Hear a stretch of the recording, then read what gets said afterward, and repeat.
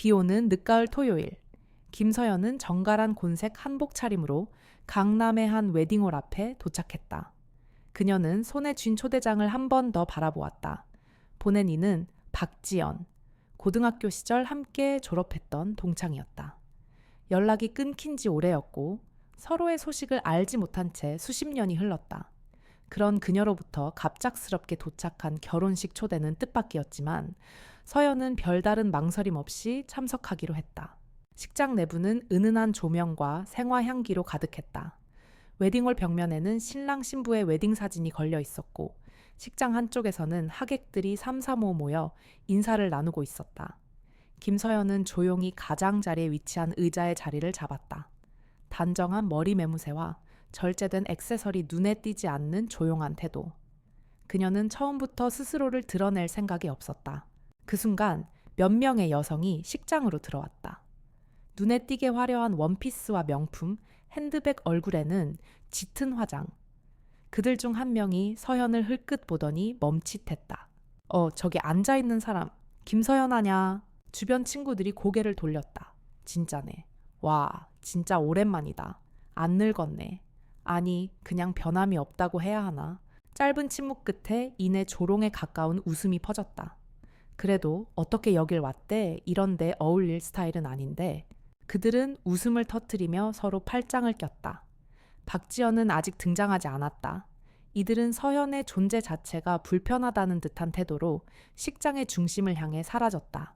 잠시 후 다른 무리의 동창들이 다가왔다. 이들은 서연을 정면으로 바라보며 일부러 가까이 다가와 앉았다. 서연아, 진짜 너 맞지? 대박. 너 이렇게 고급 예식장에 오는 거 처음 아니야? 아니, 우리 지연이가 초대한 거야. 어쩐 일이래. 말투는 친근한 척하지만 눈빛과 목소리에는 얕잡음이 담겨 있었다. 근데 진짜 옛날 그대로다. 그땐 말도 없고 옷도 항상 똑같고 아직도 혼자 살아 군대 간다고 그러지 않았나. 여자가 무슨 군인이야.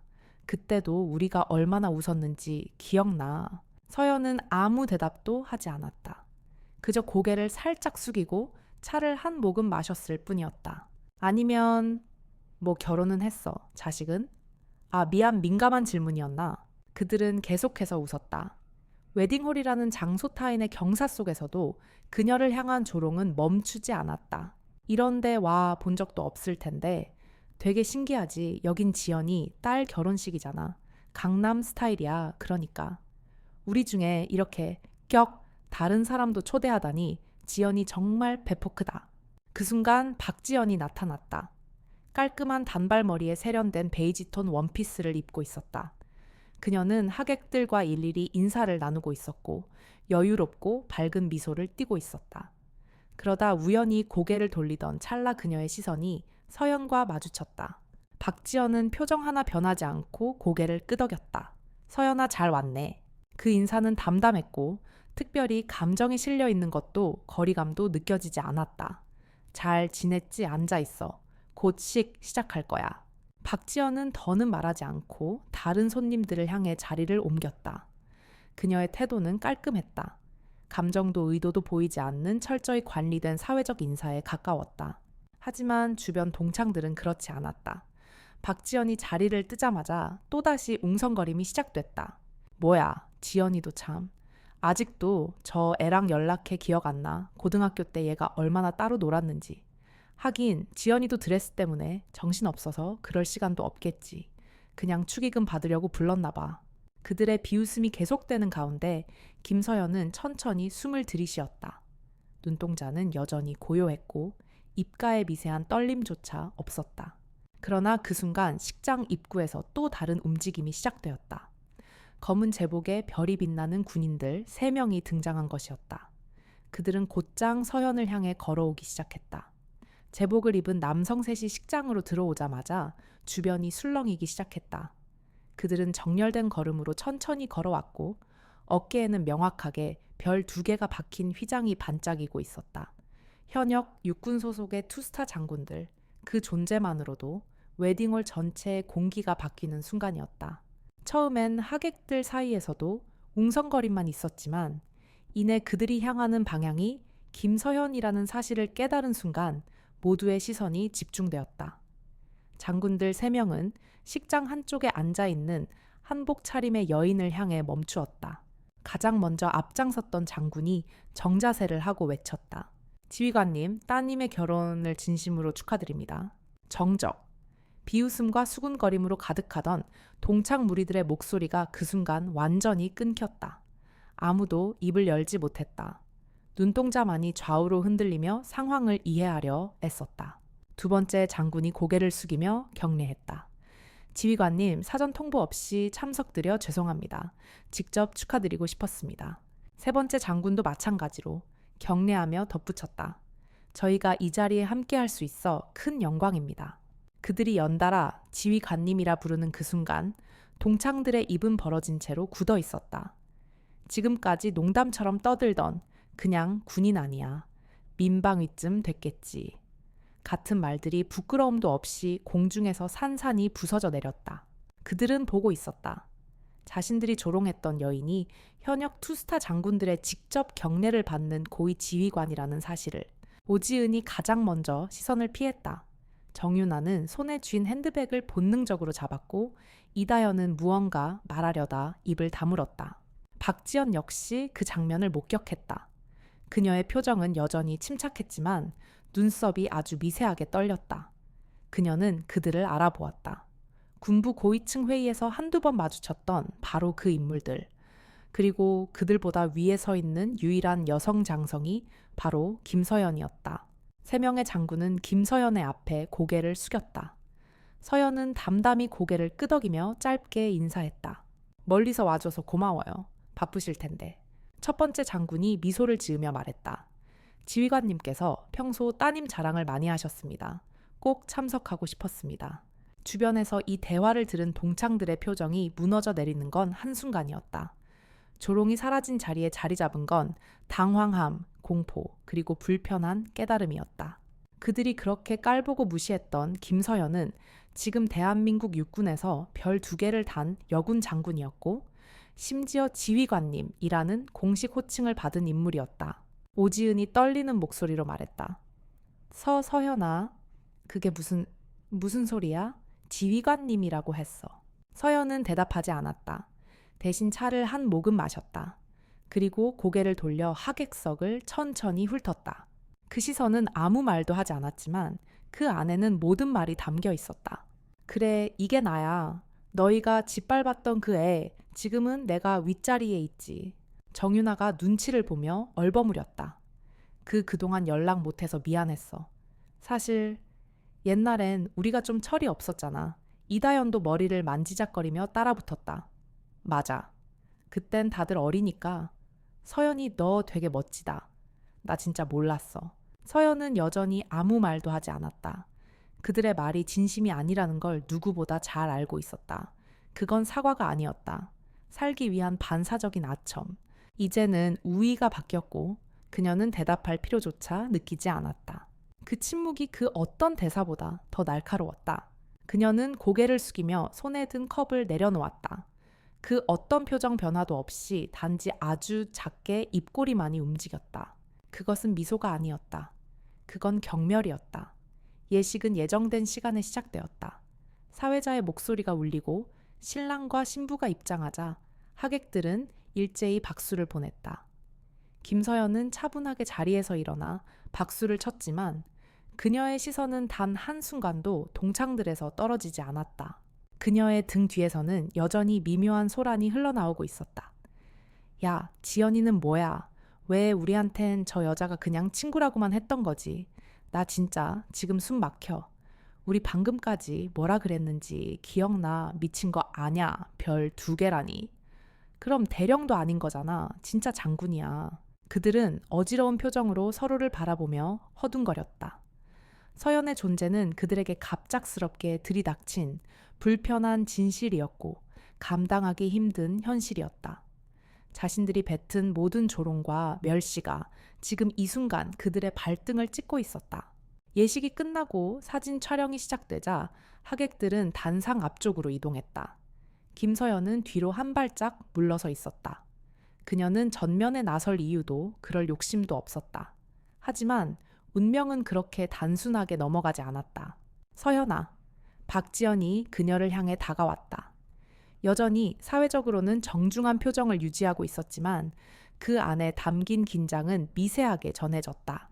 같이 사진 찍자. 너도 와야지. 오늘 주인공 중 하나인데.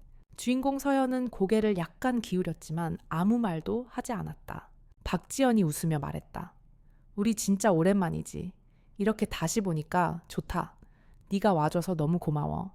그제야 주변 동창들도 다시 하나둘 다가오기 시작했다. 조금 전까지 비웃던 얼굴들이 이번에는 억지로 인사를 건넸다. 서연아, 진짜 아까는 몰랐어. 너 그렇게 대단한 사람이었구나. 맞아. 진짜 대단하다. 그동안 뭐 했는지 좀 말해줘. 우리 너무 궁금했어. 연락처 좀 주라. 다음에 꼭 밥 한 끼 하자. 말들이 쏟아졌다. 모두가 마치 아무 일도 없었던 것처럼 그녀와 친한 척을 했다. 그들은 지금 한 명의 투스타 여군 지휘관을 대하는 방식으로 태도를 바꾸었다. 김서연이 아닌 지휘관 김으로. 그녀가 여전히 고졸백수였다면 그 어떤 말도 없었을 것이다. 서연은 그들의 손길과 시선을 피해 조용히 뒤로 물러섰다. 그리고 딱 한 번 그들을 향해 고개를 들었다. 표정 없이 말 없이. 그 눈빛 속엔 오래전 교실 한켠에서 체육복이 젖은 채 혼자 서 있던 한 소녀의 기억이 살아 숨쉬었다. 그 누구도 옆에 서지 않았던 그 날들. 그녀는 이제 단 한마디의 반박도 필요하지 않았다. 진실은 이미 드러났고 그들은 스스로 무너지고 있었으니까. 그 순간 오지은이 다급하게 말했다. 서연아, 진짜 우리가 그때 너무 어렸다. 지금 생각하면 다 미안한 일이야. 너 그런 거 기억 안 하지. 정윤아가 끼어들었다. 우리 진심으로 다시 잘 지내고 싶어. 예전엔 몰랐지만 지금은 다르거든. 이다연도 작게 덧붙였다. 혹시 군부대 놀러 갈 수 있어? 애들한테 자랑 좀 하게.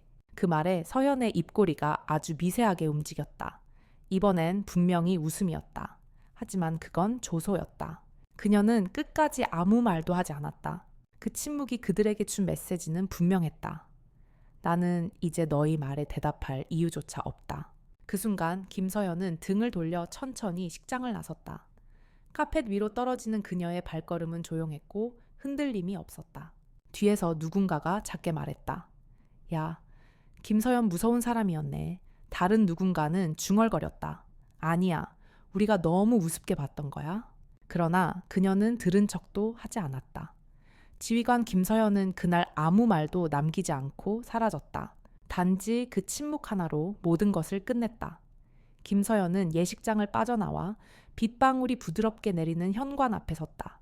그녀는 가방에서 작은 우산을 꺼내 천천히 펼쳤다. 회색빛 하늘 아래 그녀의 실루엣은 고요했고 단 한 번도 뒤를 돌아보지 않았다. 하지만 식장 안은 그렇지 않았다. 동창들은 이제 서로를 바라보며 당황한 표정으로 속삭였다. 야, 우리 방금까지 뭐 했던 거냐? 진짜 장군이라니? 그거 아무나 되는 줄 알아. 지연이는 왜 말을 안 해줬대? 우리 망신당하게 하려고 일부러 그런 거 아냐. 혼란은 그들 안에서 시작되었다. 박지연은 여전히 드레스 자락을 정리하고 있었지만 얼굴은 굳어 있었다. 누군가 그녀에게 다가가 물었다. 지연아, 너 김서연이 그런 사람인 줄 알았어? 지연은 짧게 대답했다. 응? 알고 있었어. 그 대답은 다시 충격을 던졌다. 뭐, 그럼 왜 말을 안 했어? 우리 다 바보처럼 굴었잖아. 너도 일부러 초대한 거 아냐? 우리 앞에서 창피 주려고. 박지연은 잠시 말이 없었다. 그리고는 고개를 돌려 정면을 응시하며 중얼거렸다. 내가 왜 그랬을까? 나도 잘 모르겠어. 그녀는 김서연을 초대한 이유를 누구에게도 설명하지 않았다. 그저 무언가 말로 설명할 수 없는 복잡한 감정이 그녀의 안에 있었다. 과거의 질투였는지, 미안함이었는지, 아니면 단지 내가 아직도 위에 있다는 착각이었는지. 하지만 결과는 정반대였다. 김서연은 단 한마디도 하지 않고 모든 것을 뒤집어 놓았다. 그들의 비웃음은 조롱이 아니라 자책으로 바뀌었고 그들의 우월감은 순식간에 초라한 위선으로 드러났다. 오지은은 땅을 보며 한참 동안 말이 없었다. 우린 정말 끝까지 몰랐네. 걘 우리랑 같은 반이었다는 게 미안할 정도야. 정윤아는 억지로 웃으며 말했다. 근데 이제라도 잘 지내면 되는 거 아냐? 연락해서 사과하면 되지. 이다현이 고개를 저었다. 너 그 눈빛 못 봤어. 그 사람은 우릴 상대조차 안 해. 아예 다른 세계 사람이야. 그 말에 모두는 침묵했다. 그날 밤 김서연은 자정이 넘은 시간에 집에 도착했다. 단독 주택의 현관문을 열고 들어선 그녀는 조용히 신발을 벗고 거실 소파에 몸을 기대었다. 탁자 위에는 오늘 받은 청첩장이 놓여 있었다. 그녀는 그것을 바라보며 잠시 생각에 잠겼다. 그녀는 오늘 아무 말도 하지 않았다. 말로 싸우지 않았고 감정을 드러내지도 않았다. 하지만 그 침묵이 그 어떤 복수보다 더 명확한 응징이었다. 그녀는 승리했다. 어릴 적 자신을 짓밟았던 사람들 앞에서 어떤 과장도 없이 있는 그대로의 자신으로 증명해냈다. 그것이 진짜 강함이었다. 휴대폰이 진동했다. 화면에는 낯선 번호가 찍혀 있었다. 그녀는 받지 않았다. 그리고 아무 말 없이 조용히 전원을 껐다. 더는 설명할 이유가 없었다. 더는 정리할 관계도 없었다. 그리고 더는 돌아갈 과거도 없었다. 이하처 어느 날 그 무리 중 한 명이 군부대 홍보 영상에서 김서연을 다시 보게 되었다. 화면 속 그녀는 군복을 입고 단단한 목소리로 연설을 하고 있었다. 국가는 우리를 기억하지 않지만 우리는 국가를 끝까지 책임져야 한다. 그것이 대한민국 장교의 자존심이다. 그 짧은 연설 한 줄에 과거 교실 한쪽 구석에서 움츠리고 있던 조용한 아이의 모습은 완전히 사라져 있었다. 이제 그 이름은 김서연 지휘관이었다. 며칠 후 박지연은 혼자 거실에 앉아 있었다. 커튼 사이로 들어오는 빛은 맥없이 희미했고 그녀의 손에는 결혼식 당일 찍은 사진들이 한 장씩 펼쳐져 있었다. 신랑 신부 하객들, 그리고 마지막에 찍힌 단체 사진 속에 김서연이 있었다. 비록 사진 속에서도 그녀는 앞에 나서지 않았지만 단정한 눈빛과 흔들림 없는 자세는 눈에 띌 수밖에 없었다. 박지연은 그 사진을 한참 동안 바라보다 결국 조용히 속삭였다. 도대체 넌 어떻게 그렇게 변할 수 있었던 거니?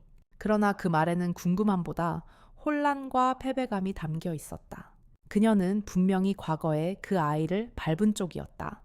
그 사실을 모르지 않았다. 단지 그 시절 모든 걸 당연하다고 여겼다. 힘이 약한 사람은 무시당해도 되는 존재였고 침묵하는 자는 모욕당해도 괜찮다고 생각했다. 그날 식장에서 김서연이 보여준 건 단 하나였다. 어떤 대답도 없이 그 모든 것을 뛰어넘은 존재가 되는 것. 박지연은 휴대폰을 들어 서연에게 메시지를 썼다. 하지만 몇 번이고 쓰다 지웠다. 서연아, 미안해. 그날 너한테 너무 심했지. 연락 좀 할 수 있을까? 마지막으로 적었던 문장은 결국 전송되지 않았다. 그녀는 알았다. 자신이 지금 할 수 있는 말은 더 이상 없다는 것을. 한편 김서연은 평소처럼 조용히 일과를 시작했다. 청사에 도착한 그녀는 담당 참모들과 간단한 회의를 진행했고 이후 사무실로 복귀했다. 그녀의 책상 위에는 군에서 보내온 차기 임무 통지서가 놓여 있었다. 새로운 전략기획실 총괄책임자 임명, 사령부 핵심 조직을 이끄는 자리였다. 그녀는 서류를 천천히 넘기며 조용히 숨을 골랐다. 누구보다 냉철하고 누구보다 강해져야 했던 수많은 날들이 떠올랐다. 하지만 이상하게도 머릿속을 떠나지 않는 것은 예식장에서 들렸던 그 말들이었다. 진짜 아직도 저래. 뭐 군대 해 때도 얼마나 올라갔겠어. 그냥 여전하네. 없어 보여. 그 말들은 칼이었다. 그러나 그 칼은 더 이상 그녀의 심장을 찌를 수 없었다. 오히려 그녀를 단단하게 만든 도구였다. 이상 퇴근 후 김서연은 집으로 돌아와 차 한 잔을 끓였다. 창밖으로 석양이 퍼지고 있었고 그녀는 조용히 잔을 들어 입을 댔다. 그리고 문득 손녀에게 줄 선물을 생각했다. 며칠 전 딸이 전화를 걸어 엄마 혜리가 다음 주에 학예회 있어요. 꼭 와줘요 라고 말했다. 서연은 고개를 끄덕였다. 알았어. 이번엔 꼭 갈게. 그 대답 안에는 약속이 담겨 있었다. 과거에는 못 해줬던 것을 이제는 해줄 수 있다는 확신. 그녀는 더 이상 복수를 다짐하는 사람이 아니었다. 그럴 필요조차 느끼지 않았다. 모두는 이미 끝났고 승부는 오래전에 결정되어 있었다. 어느 날 서연은 군사행정 포럼에서 강연을 하게 되었다.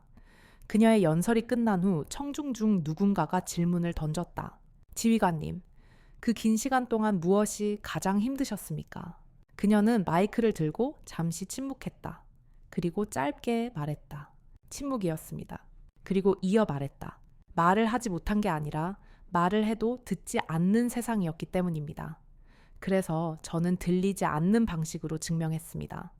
말 대신 실력으로, 울음 대신 성과로 결국 저를 바라보게 만들었습니다. 청중은 일순 조용했다. 그리고 이내 큰 박수가 터져 나왔다. 그날 밤 그녀는 딸의 메시지를 받았다. 엄마 해리가 엄마 이야기 자랑했어요. 우리 할머니는 진짜 장군이야 라고요. 그녀는 웃으며 답장을 썼다. 그래, 할머니는 이제 해리한테 꼭 필요한 사람이 되고 싶어. 그녀의 과거는 이제 누구도 함부로 말할 수 없었다. 왜냐하면 그녀는 단 한마디 없이 모두를 무릎 꿇게 한 사람이었으니까. 그 이름 앞에 이제는 어떤 수식도 필요 없다. 단지 하나의 명칭만으로 충분하다. 지휘관 김서연. 그날 이후 김서연은 다시 일상으로 돌아갔다. 하지만 그 조용한 일상 속에서도 변화는 확실히 있었다. 예전과는 다른 눈빛들이, 다른 태도들이 그녀를 둘러싸고 있었다. 아니, 어쩌면 세상이 바뀐 것이 아니라 그녀가 더 이상 그들의 시선을 신경 쓰지 않게 되었기 때문일지도 모른다. 한편 박지연은 며칠째 잠을 설치고 있었다. 결혼식 이후로 마음이 뒤틀린 채 풀리지 않았기 때문이다. 김서연이 식장에서 아무 말도 하지 않고 떠난 그날 밤부터 지연은 묘한 불안감에 시달렸다. 그녀는 스스로에게 물었다. 왜 나는 그 아이를 싫어했을까? 왜 항상 불편했을까? 그 질문에 대답할 수 없었다. 그냥 이유 없이 그랬던 것 같다. 그 애는 너무 조용했고 말이 없었고 표정이 없었다. 그래서 무시해도 되는 존재로 착각했던 것이다. 하지만 지금 그 조용한 아이는 대한민국 육군사령부의 지휘관이 되었다. 그리고 그 자리까지 오르기까지 그 누구의 도움도 받지 않고 심지어 조롱과 멸시 속에서도 묵묵히 걸어왔다. 박지연은 결국 서연에게 연락을 시도했다. 메시지를 몇 번이나 썼다 지웠고 통화 버튼 위에 손가락을 올렸다가 내렸다. 그러다 결국 짧은 문장을 남겼다. 서연아, 미안해. 보냈다. 그리고 기다렸다. 답장은 오지 않았다. 시간이 조금 더 흐른 어느 날 김서연은 군사령부의 공식 행사에 참석하게 되었다.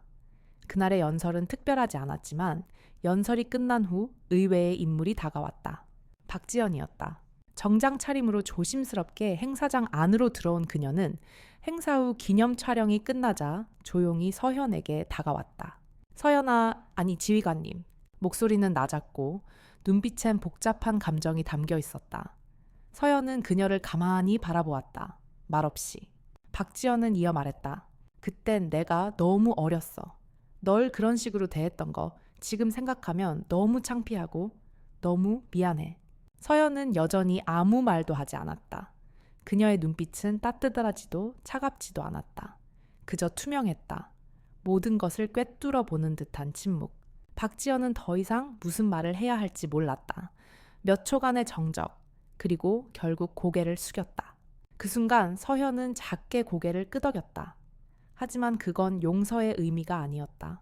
그저 이해한다는 그러나 되돌릴 수는 없다는 무언의 표시. 박지연은 그녀의 표정에서 그것을 읽었다. 그리고 더는 아무 말도 하지 못한 채 뒷걸음질로 물러섰다. 그날 밤 김서연은 딸 윤혜진과 영상통화를 하고 있었다. 딸은 웃으며 말했다. 엄마 해리가 오늘 학교에서 장래희망 발표했는데 장군이 되고 싶다고 했대요. 이유는 우리 할머니처럼 멋지게 살고 싶어서래. 그 말에 서연은 미소 지었다.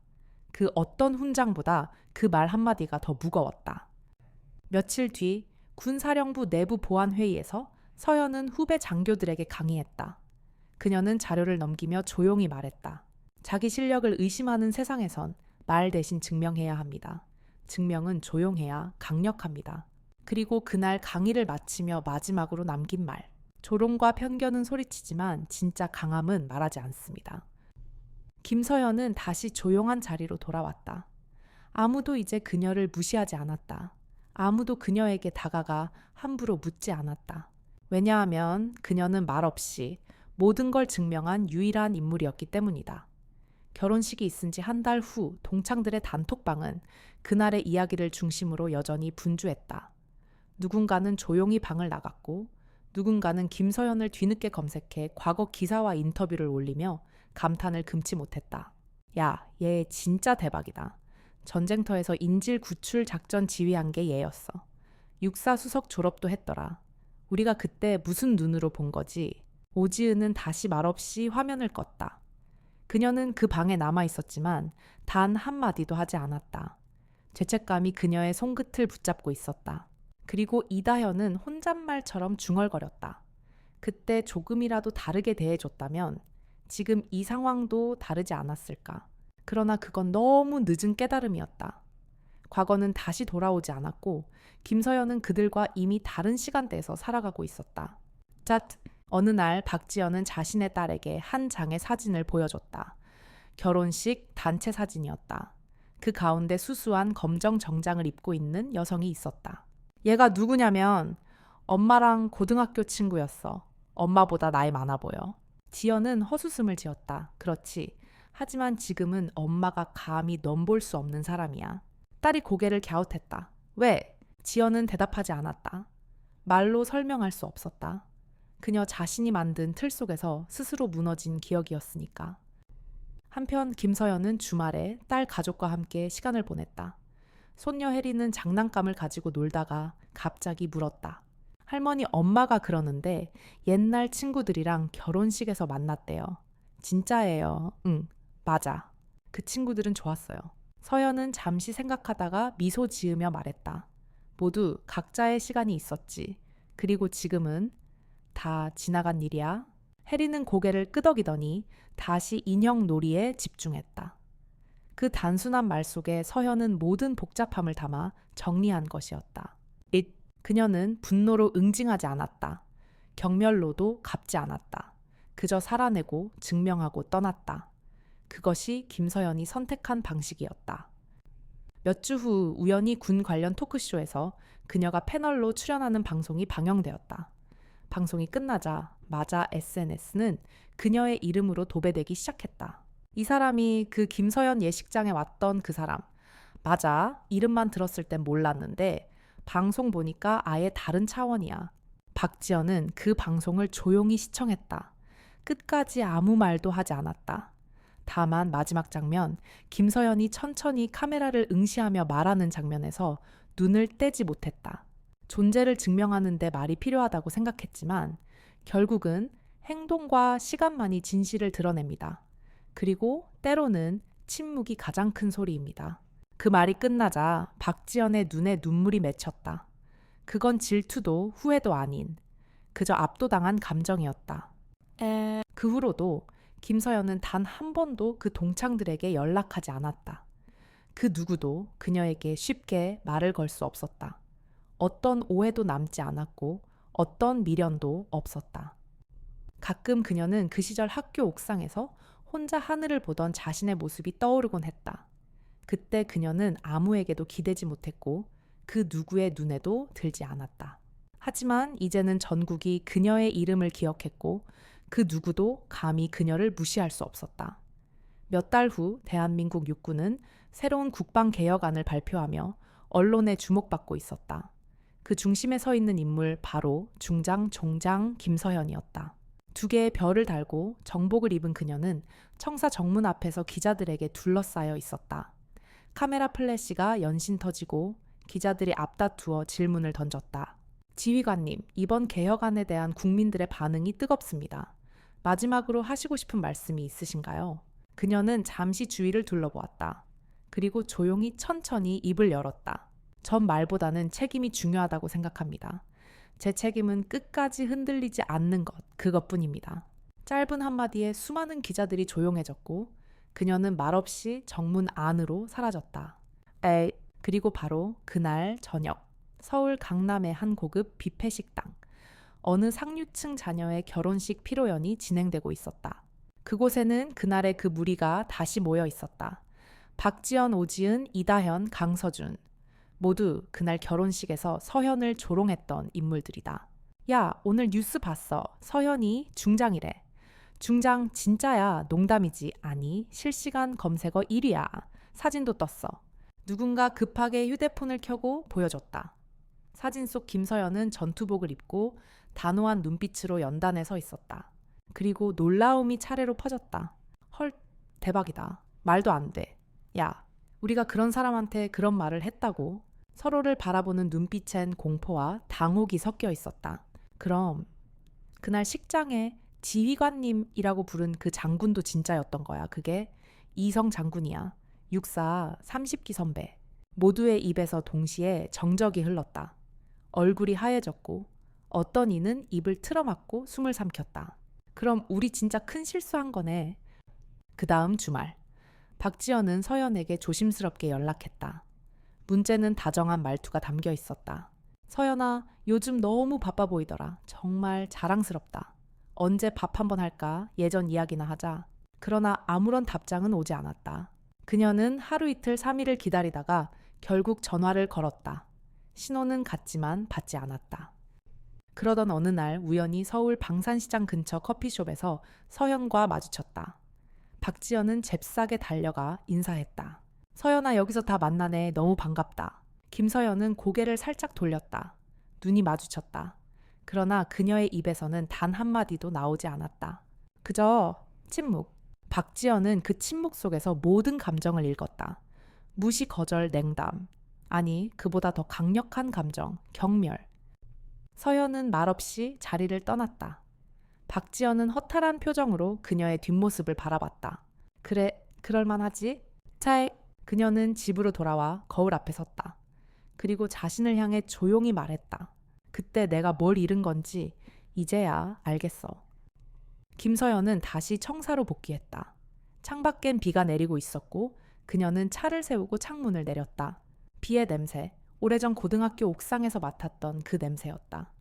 그때는 아무도 그녀를 불러주지 않았고 아무도 그녀의 이름을 기억하지 않았다. 하지만 지금은 지휘관님, 보고 드립니다. 보좌관의 목소리에 그녀는 고개를 돌렸다. 들어가자. 그리고 천천히 묵묵히 걸어 들어갔다. 그 문 뒤에는 이제 권위와 신뢰로 완성된 또 다른 세상이 기다리고 있었다. 그녀는 끝내 말하지 않았다. 아무것도 용서하지 않았고 아무도 벌하지 않았다. 그저 침묵으로 답했다. 그 침묵은 가장 큰 복수였다. 내내한 건찰과 극정을 지닌 김서연은 결국 한 가지, 거리에 서시오를 내려낼 것을 결정했다. 노력의 결과를 결정지적으로 보여야 할 시간이다. 길과 공간을 그대로 따라 갈문한 시간 건조 중인 역사 공간의 회관에서 공개 게시가 진행되고 있었다. 지역의 건강공간 가장의 국립방어청 총계관리관의 이름으로 게시한 이름표. 모든 걸음은 가로의 정신을 가르치며 가져왔고 저녁이 된 시간, 지난 여름의 그 감정을 다시 표현할 것 같은 건찰적인 공간이다. 바람과 가죽이 병해지는 것을 느낄 정도의 평화로운 행정. 한 가족이 도착하고 거기서 평범한 극적 목소리가 나오는 것과 같은 영상. 평범한 사람들의 보통의 사항과 같은 건조 안에 인터넷의 사진을 보고 허허해지는 손가락이 보여졌다. 이 사람이 정말 교국관이라고. 하루 전에 거리로 이동하는 교국관의 건조에서 피디오 연고의 고대로운 화면이 그림자의 것처럼 건물을 두둥이는 노래와 같이 시작했다. 김서연은 거기서 자신의 이름이 미체하게 드는 소리를 들었다. 지휘관님 정보 감동 드린다고 보고 드린다네요. 교국관의 건조와 관계자들이 장신도 바라보지 못하고 공중의 사팔이 정신의 손해를 받은 차에 우선 손을 내몰라 받았다. 김서연은 당장 다시 고객의 정령을 향해 고객이 지내야 할 대표 건조의 의문을 받아들이는 수준으로 극정 건조의 전면에서 고객의 다른 손도 마지막으로 보호했다. 이러한 극정의 그림자가 잠시 드러내지면 이제 김서연은 복지의 내지를 가질 수 있다는 자가만의 노력과 기대를 반영시키며 한 가지 다른 여자의 실험을 걸친다. 결혼식은 화려함과 오만함으로 넘쳐났다. 대형 웨딩홀이었고 양가 하객들은 번쩍이는 액세서리와 명품 옷으로 치장한 채 서로를 평가하듯 훑어보고 있었다. 마치 재벌가의 혼례처럼 꾸며진 이 결혼식은 사실 그저 허영의 무대였다. 박지연은 문 앞에서 잠시 멈춰섰다. 겉으로는 단정한 정복 차림이었지만 그 속엔 오랜 세월 쌓아온 침착함과 냉철한 판단력이 흐르고 있었다. 아무런 말 없이 입장하자 장내의 시선이 일제히 그녀를 향했다. 그 순간 웅성거림이 번졌다. 어머, 쟤 혹시 지연이 아냐? 세상에 아직도 군대 다니나 봐. 뭐야, 웨딩홀에 제복 차림으로 오는 사람 처음 봐. 박지연은 그 말들을 들었지만 아무런 반응도 보이지 않았다. 그녀의 눈빛은 냉정했고 입술은 굳게 다물려 있었다. 하객들 중 몇몇은 키득거리며 눈짓했고 어떤 이는 노골적으로 비웃었다. 분명 그녀를 과거에 하찮은 친구로 기억하고 있는 자들이었다. 그녀가 자리에 앉자마자 고등학교 시절 자주 무시하던 친구였던 윤서진이 다가왔다. 그녀는 화장으로 과하게 꾸민 얼굴을 지닌 채 얄밉게 웃었다. 어머, 지연이 너구나. 오랜만이다. 아직도 군인이야. 이야, 참 꾸준하네. 박지연은 대답하지 않았다. 그저 고개를 살짝 끄덕였을 뿐이었다. 우리 딸 결혼식이야. 이렇게 와줘서 고마워. 아, 그나저나 자리 어색하지 않아. 여긴 좀 상류층 자리거든. 그 말에 옆에 있던 다른 동창생도 웃음을 터뜨렸다. 지연이 아직 결혼도 안 했잖아. 군대에만 있었으니. 뭐 남자 만날 기회도 없었겠지. 한마디 한마디가 칼날처럼 날아왔지만 박지연은 끝까지 침묵했다. 그녀는 표정을 바꾸지 않았다. 마치 이 모든 것이 이미 예상된 시나리오인 것처럼.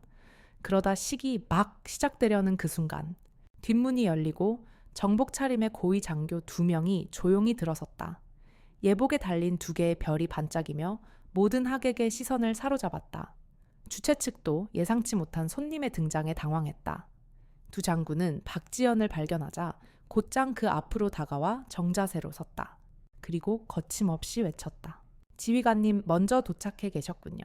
그 순간 결혼식장은 정적에 휩싸였다. 방금까지 그녀를 조롱하던 동창들의 얼굴이 서서히 굳어졌고 일부는 입을 틀어막았다. 카메라 셔터 소리도 멎고 조용한 탄식이 흘러나왔다. 윤서진은 입을 벌린 채 굳어버렸다. 눈앞의 광경을 믿을 수 없다는 듯 당황한 기색으로 고개를 돌렸다. 주변에서 속삭임이 터져나왔다. 뭐야? 지휘관 별 2개짜리 장군이 저렇게 예를 갖추다니. 박지연은 미동도 하지 않았다. 천천히 자리에서 일어나 장군들의 경례를 받았고 그저 짧게 말했다. 자리에 앉으십시오. 그 단 한마디로 공간 전체가 그녀의 통제 아래에 들어갔다. 결혼식은 예정대로 진행되었지만 분위기는 완전히 달라져 있었다. 사람들은 더 이상 신랑 신부에게 집중하지 않았다. 대신 대부분의 시선은 조용히 자리에 앉아있는 박지연에게 향해 있었다. 그녀는 아무 말 없이 단정하게 앉아 있었지만 그 존재 자체만으로 공간을 장악하고 있었다. 동창생들은 속으로 속삭였다. 지금 우리 대체 누구를 조롱했던 거지? 지휘관이라니. 대체 언제 그렇게 된 거야? 우린 그동안 진짜 중요한 걸 못 본 거야. 그리고 결혼식이 끝나자마자 일어난 일은 더욱 극적이었다. 박지연이 조용히 자리에서 일어나 나가려고 하자 아까까지 조롱하던 사람들 중 한 명이 머뭇거리며 다가왔다. 고등학교 시절 늘 자신감 넘치던 최은정이었다. 지연아, 아니 지휘관님, 아까는 그게 너무 놀라서 아까 말 실수한 거 미안해. 박지연은 그녀를 쳐다보지도 않고 그대로 걸음을 옮겼다. 야, 우리 진짜 몰랐잖아.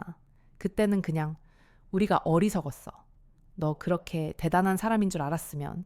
뒤에서 또 한 명씩 다가왔다. 서로 눈치를 보며 다정한 말투로 그녀를 붙잡으려 했다. 지연아, 우리 예전처럼 지내면 안 될까? 너무 멋지다. 진짜 존경스러워. 명함 좀 받아도 될까? 혹시. 시간 되면 밥 한번 먹자. 연락처 좀. 그녀는 단 한마디도 하지 않았다. 얼굴에는 미소도 없었다. 오직 눈빛 하나로 모든 감정을 대신했다. 무시. 그것은 그 어떤 말보다도 차가웠고 깊었다. 결혼식장 밖 경호 차량이 조용히 그녀 앞에 멈춰 섰다. 보좌관이 문을 열어주었고 그녀는 조용히 차에 올랐다. 그 순간 한 아이가 뛰어와 그녀를 불렀다. 할머니 나예요. 나 어제 본 그 아이 기억나세요? 박지연은 잠시 아이를 바라보다가 조용히 무릎을 굽히고 눈을 맞췄다. 기억하지? 네가 참 씩씩했지. 아이는 방긋 웃었다. 그리고 갑자기 물었다. 할머니, 왜 사람들이 아까 그렇게 이상하게 굴었어요? 그녀는 아이의 머리를 쓰다듬으며 조용히 말했다. 사람들은 겉으로 보이는 것만 믿으려 해. 진짜 중요한 건 그 사람이 지금까지 살아온 방식이야. 차가 천천히 출발했다. 창밖으로는 여전히 결혼식장을 빠져나오는 사람들의 혼란스러운 표정들이 보였다. 어떤 이는 휴대폰으로 박지연의 이름을 검색했고 어떤 이는 차마 고개를 들지 못했다. 이제야 그들은 깨달았다. 자신들이 조롱한 존재가 사실은 수많은 생명을 구한 영웅이었음을. 그때 차안 박지연은 아무 말 없이 하늘을 바라보았다. 그 하늘은 고등학교 시절 옥상에서 보던 그것과 닮아 있었다. 하지만 이제 그 하늘 아래에서 그녀는 더 이상 혼자가 아니었다. 그녀는 증명했다. 말 없이 화려함 없이 오직 존재로서. 며칠 후 온라인 커뮤니티에는 예상치 못한 글이 하나 올라왔다. 제목: 고등학교 동창 결혼식에서 만난 지휘관님 이야기. 내용은 이랬다. 사실 저는 그날 그 자리에 있었던 사람입니다. 처음엔 예전 친구들끼리 웃고 떠들며 지내던 시간이라 생각했죠. 하지만 박지연이라는 이름이 불렸을 때, 그리고 장군들이 그녀 앞에 무릎을 펴고 지휘관님이라 부르던 순간 제 심장이 멎는 줄 알았습니다. 우린 모두 그녀를 무시했습니다. 군복 입고 결혼식에 오다니 촌스럽다고 수군댔고 아직 결혼도 못했다며 비웃었죠. 그런데 저 별 2개짜리 장군들이 그녀에게 경례를 올리는 순간 우리 모두가 사회의 쓰레기처럼 느껴졌습니다. 한때 우리가 무시하던 그 아이는 세상에서 가장 냉정한 전장에서 생명을 걸고 싸우며 지금까지 올라온 사람이었습니다. 우린 그냥 회사 생활하며 남 흉보고 쇼핑하며 살았을 뿐인데요. 그녀는 아무 말도 하지 않았습니다. 우리에게 화도 내지 않았습니다.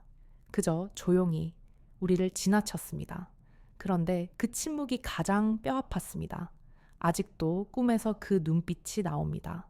이 글은 급속히 퍼졌고 SNS와 뉴스 기사로 번져 나갔다. 결혼식장에서 지휘관님이라 불린 그녀는 누구인가? 박지연 이름 석자의 무게가 던지는 메시지 침묵이 가장 큰 응징이 될 때, 다음날 박지연은 평소처럼 부대에 출근했다. 문서 작업 중이던 참모 하나가 말했다. 지휘관님, 어제 올라온 기사 보셨습니까? 그녀는 고개를 들지 않은 채 대답했다. 나는 그런 거 안 본다. 하지만 이번엔 국민들이 지휘관님께 감동하고 있습니다. 다들 댓글에 그녀는 펜을 놓고 조용히 말한다. 댓글은 감정이고 작전은 판단이다. 감동은 작전에 아무 도움이 안 돼. 참모는 입을 다물었다. 그 말은 곧 작전의 흐름을 계속 이어가라는 신호였다. 그러나 박지연의 휴대전화에 하나의 문자가 도착해 있었다. 보낸 이 박지연의 어머니 내용 지연아. 그 기사 봤다. 엄마가 그동안 너한테 너무 몰랐던 것 같아. 미안하다. 그리고 정말 자랑스럽다. 그녀는 잠시 눈을 감았다. 오랜 세월 단 한 번도 들은 적 없는 말. 자랑스럽다. 그날 저녁 그녀는 혼자 맥주 한 캔을 들고 옥상에 올라갔다. 도시의 불빛이 흐드러지게 깔려 있었고 바람은 군복 사이로 조용히 스며들었다. 그녀는 중얼거렸다. 이제 됐어. 어떤 복수도 어떤 분노도 필요 없었다. 그녀는 단지 자신이 누구인지를 증명해낸 것이다. 그리고 아무 말도 하지 않는 것만으로도 가장 큰 응징이 될 수 있다는 사실을 그들은 이제야 뼈저리게 깨닫고 있었다. 그날 이후 박지연은 다시 평범한 일상으로 돌아왔다. 군복을 입고 부대의 정문을 통과할 때마다 병사들은 바른 자세로 인사했고 장교들은 조용히 고개를 숙였다. 그러나 그녀의 머릿속에는 여전히 결혼식장의 침묵과 수치 그리고 그 침묵을 깨려 했던 사람들의 조급한 손길이 생생히 남아 있었다. 이삿날 어느 날 오후 보좌관이 회의 자료를 정리하다 말했다. 지휘관님, 다음 주 토요일 고등학교 동창회에서 연락이 왔습니다. 초대장이 공식적으로. 박지연은 손을 들어 말을 멈췄다. 필요 없다. 보좌관은 멈칫하다가 고개를 끄덕였다. 예, 바로 정리하겠습니다. 초대장은 쓰레기통으로 들어갔고 그날 저녁 박지연은 평소보다 일찍 퇴근했다. 집으로 돌아온 그녀는 고요한 방 안에 앉아 오래된 앨범을 꺼내 들었다. 사진 속엔 수줍게 웃는 고등학생 시절의 박지연이 있었다. 그 옆엔 환하게 웃고 있는 윤서진과 최은정의 얼굴도 있었다. 다들 저렇게 웃고 있었구나. 그녀는 한 장 한 장 사진을 넘기며 잊힌 얼굴들 지워진 기억들을 복원해 나갔다. 그리고 문득 자신이 그 시절을 얼마나 외롭게 견뎌냈는지를 되짚었다. 그래서 더 강해졌고 더 멀리 갔다. 그녀는 끝내 과거에 무릎 꿇지 않았다. 오히려 과거를 딛고 그 위에 서 있었다. 이하다. 며칠 후 국방부의 공식 행사에서 박지연은 또다시 연단에 올랐다. 이번에는 군 장학생들을 위한 격려 연설이었다. 수많은 청년들이 그녀를 올려다보고 있었고 그 눈빛은 기대와 존경으로 가득 차 있었다. 그녀는 마이크 앞에서 잠시 멈췄다. 그리고 조용히 힘있게 말했다. 당신들이 이 사회에서 무시당하고 외면당하고 깔보일 때 절대 잊지 마십시오. 진짜 가치는 그 누구도 빼앗을 수 없습니다. 말로 된 존경이 아닌 당신의 존재 자체로 세상을 설득하십시오. 그 연설은 많은 이들에게 남겨졌고 그녀의 이름은 이제 더 이상 조롱의 대상이 아니었다. 존재 자체로 증명된 냉정한 권위였다. 그날 밤 그녀는 조용히 책상 앞에 앉아 편지 한 장을 꺼냈다. 수신 본인, 박지연, 당신은 모든 것을 참아냈고 견뎌냈고 끝내 침묵으로 이겼다. 이 사회에서 가장 위대한 복수는 아무도 짓밟지 못할 자리에 서는 것이다. 당신은 해냈다. 그리고 이제 스스로를 안아도 된다. 편지를 접어 서랍에 넣은 그녀는 작은 미소를 지었다. 이제 정말로 끝이었다. 말이 아니라 존재로서, 화려함이 아니라 냉정함으로써. 그날 이후 박지연은 더 이상 누구에게도 자신을 증명하려 하지 않았다. 어떤 오해도 어떤 조롱도 이제는 그녀에게 아무 의미가 없었다. 그러나 세상은 그녀를 조용히 따라가기 시작했다. 한 포털 사이트에서 가장 존경받는 여성 인물 설문에서 그녀의 이름은 상위권에 올랐다. 뉴스와 인터뷰 요청이 밀려들었지만 그녀는 단 한 번도 응하지 않았다. 왜냐하면 그녀는 이미 필요한 모든 말을 침묵으로 말했기 때문이었다. 어느 늦가을 아침, 부대 정문 앞에서 낯선 남성이 그녀를 기다리고 있었다. 겉보기엔 깔끔한 정장 차림 손에는 작은 편지 봉투가 들려 있었다. 지휘관님 맞으시죠? 박지연은 조용히 고개를 끄덕였다. 윤서진 씨가 전해달라고 했습니다. 남성은 봉투를 건네고 조용히 사라졌다. 그녀는 주차장에 들어와서야 봉투를 열어보았다. 지연아, 그때 우리가 얼마나 어리석었는지 이제서야 알겠어. 넌 아무 말도 하지 않았지만 그 침묵은 내 인생의 가장 큰 교훈이었어. 진심으로 미안해. 그리고 네가 자랑스러워. 박지연은 편지를 천천히 접어 다시 봉투에 넣었다. 그러고는 쓰레기통을 찾았다. 하지만 잠시 망설이다가 책상 서랍 깊숙이 넣어두었다. 그 편지는 용서를 위한 것도 화해를 위한 것도 아니었다.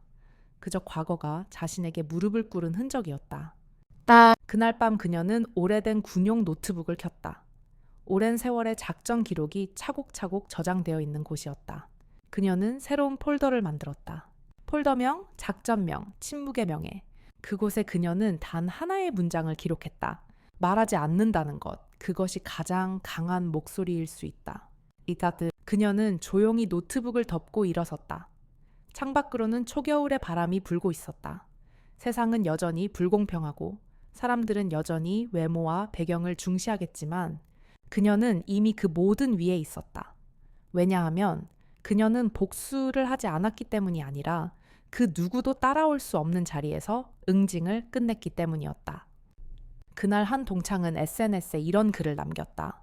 나는 아직도 그 눈빛을 잊지 못한다. 아무 말도 하지 않았지만 그녀는 우리를 완벽하게 무너뜨렸다. 침묵은 때로는 모든 것을 끝내는 칼이다. 결혼식 날의 충격 이후 동창들은 제각기 다른 방식으로 박지연의 존재를 받아들였다. 누군가는 죄책감에 시달렸고 누군가는 분노 대신 질투를 택했다. 그러나 대부분은 조용히 입을 닫고 다시는 그날을 언급하지 않았다. 세월은 그렇게 흘렀다. 몇 달 후 박지연은 국방부 주관의 비공개 전략회의에 참석하고 있었다. 그 자리는 국가 안보를 위한 핵심 고위직들만 초청된 자리였고 그녀는 중앙 테이블에 앉아 있었다. 회의가 끝나자 한 여성 장성이 조용히 다가왔다. 지휘관님, 개인적으로 드릴 말씀이 있어 잠시 시간 좀 괜찮으신가요? 말씀하세요. 그 장성은 미소 지으며 말했다. 어제 제 딸이 그러더군요. 엄마, 나도 나중에 박지연 지휘관님처럼 되고 싶어? 그 말을 듣고 울컥했어요. 박지연은 잠시 눈을 감았다. 무언가 따뜻한 것이 가슴 깊숙한 곳에서 피어오르는 듯했다. 고맙습니다. 그날 밤 집으로 돌아온 그녀는 드물게 거실 불을 환하게 켜고 와인을 한 잔 따랐다. TV에서는 우연히 다큐멘터리가 방영되고 있었다. 제목은 침묵의 권위, 박지연의 이야기. 그녀는 조용히 리모컨을 내려놓고 화면을 바라보았다. 그 안에는 그녀가 걸어온 길, 그녀가 마주한 조롱, 그리고 그녀가 말없이 이겨낸 기록들이 담겨 있었다. 다큐의 마지막 자막은 이렇게 끝났다. 진정한 권위는 말로 만들어지는 것이 아니다. 진정한 복수는 자신을 낮게 본 세상이 스스로 무릎 꿇는 순간 이루어진다. 화면이 꺼지고 방 안은 고요해졌다. 그녀는 조용히 일어나 창밖을 바라보았다. 서울의 야경 차가운 공기, 그리고 불빛 속에서 무수한 사람들이 바삐 움직이고 있었다. 그러나 그녀는 지금 그 누구보다도 고요하고 단단한 곳에 서 있었다. 문득 휴대폰 알람이 울렸다. 알람 이름은 작전 종료. 그녀는 알람을 끄고 마지막으로 중얼거렸다. 그래, 이제 정말 끝이야. 그리고 그 말과 함께 그녀는 조용히 불을 끄고 방 안으로 들어갔다. 아무도 환호하지 않았지만 누구보다 큰 승리를 거둔 밤이었다.